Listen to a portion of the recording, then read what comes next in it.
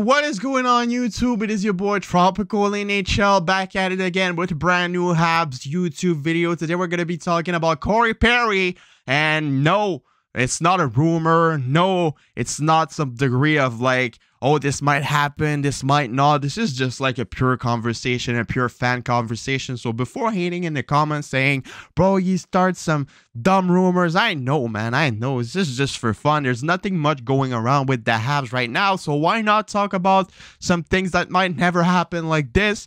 Just for fun, man. Just like to have fans to fans conversation. I'm not an analyst. I'm not a specialist. I'm just here making videos for fun. Before getting into the video, I invite you guys to subscribe. We're trying to get the 5K subscribers before the summer, 21st of June. That's the date. It says 70% of people watching the videos aren't subscribed. I think it's obtainable. So if you want to help me out with that and get daily NHL videos like this one, subscribe and turn on post notifications. Let's try and get 100 likes on this video as well. That would be amazing. So yes, Corey Perry did not lose in the Stanley Cup final this year. He lost in the first round against the Maple Leafs. I don't know what's worse. Is it worse to lose in the Stanley Cup final for a fourth straight year? Or is it worse getting the first playoff series win to the Maple Leafs since 2004. I think I'm taking the Stanley Cup final loss, to be honest. Like, at least you're going into the Stanley Cup final.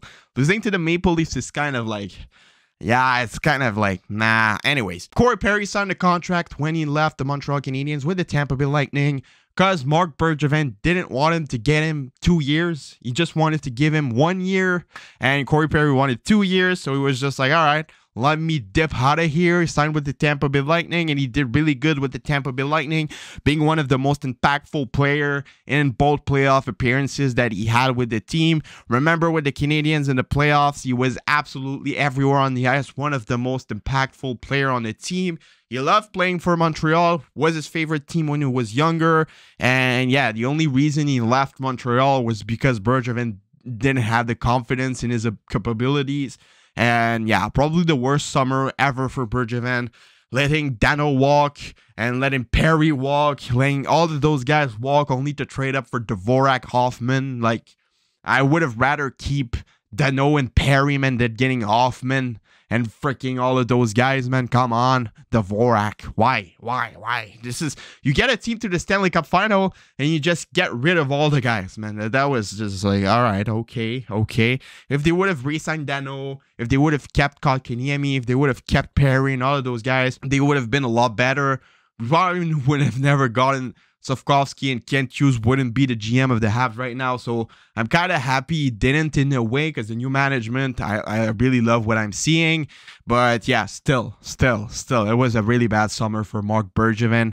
And yes, Corey Perry's been doing amazing in the 2 years he played for Tampa Bay. 40 points, 20 goals in the first season, and 25 points, 12 goals in the second season. In the playoff run last year, he got 11 points in 23 games. So pretty similar to what he did in the playoffs for the Habs. But it's not only the statistics, it's what he brings to the locker room. It's what he brings on the ice, the energy, the grit, and all of that. And his contract is finished. He doesn't know what his future is going to be looking like. Will he stay with Tampa Bay? I have no idea. Will the Tampa Bay Lightning be tempted to re-sign him?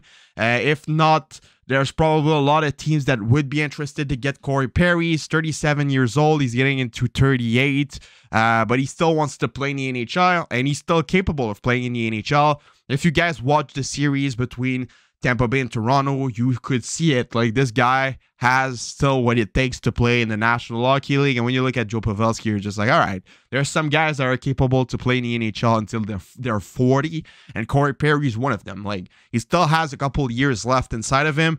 He said it that he still wants to play. He said it that he still has some juice to continue.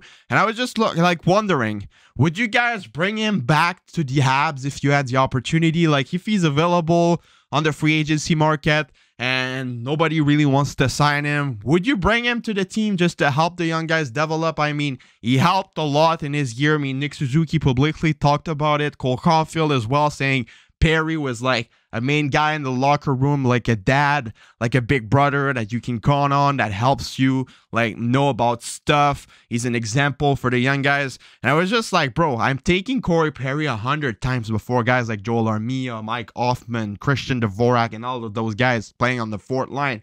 Like, I'm taking Corey Perry for his presence on the ice, showing the example on and off the ice 100 times before tons of guys in the Habs locker room and the Habs system right now. So if I'm the Habs and I see a Corey Perry available on the market, I'm practically certain that he would be down to come back. And I'm practically confident as well that the Habs could need a guy like him. Like, no, they're not going to go in the playoffs and kill everybody and need Perry in the playoffs, but if nobody wants Perry and he's still available, if I'm the Canadiens, I'm making an offer just so he can help with the development of young guys. He still wants to play hockey, and he likes Montreal. He loved it playing here. So yeah, can Corey Perry be back to Montreal? Like I said, it's not a rumor, and I certainly don't think it's gonna happen. This is just like throwing something out there. I think it would be nice, and I think that I would take him before a lot of vets in the locker room, and I think that he would help the rebuild a lot by helping the Habs and Martin St. Louis to develop players. And you played with St. Louis at the Olympics as well, so they know each other pretty well, and I think that he could help the Habs a lot, and it would benefit a lot from getting Corey Perry in the locker room to get like the leadership. He could help Nick Suzuki to know how to be a good captain. He could help the young guys and show them what to do on the ice, show them what to do before a game in the locker room. He's a leader, and you need players like that on your team when you're rebuilding, because like, yes, it's important to get the right players at the right place, give them ice time, but you need players around them that can show them example. And it's not Joel Armia, it's not Mike Hoffman, it's not those guys that are going to show example to the young guys. It's guys like Corey Perry, and I feel like if you could buy out the contract, either Armia or Hoffman, I would get Perry and throw him out there just so he can help the development of young guys. So yeah, let me know what you guys all think about this. It's just an idea that I threw out there. There's no rumors whatsoever about this, and I certainly doubt that it's gonna happen. But if it does, I would certainly be happy about it, and I think that it would help the Habs a lot. So yeah, let me know what you guys all think about this in the comments below. It's been your boy Tropical NHL. Subscribe, leave a like, share, leave a comment, do anything as you want, and I'll see y'all later for another video. Have a nice rest of your day, and bye-bye.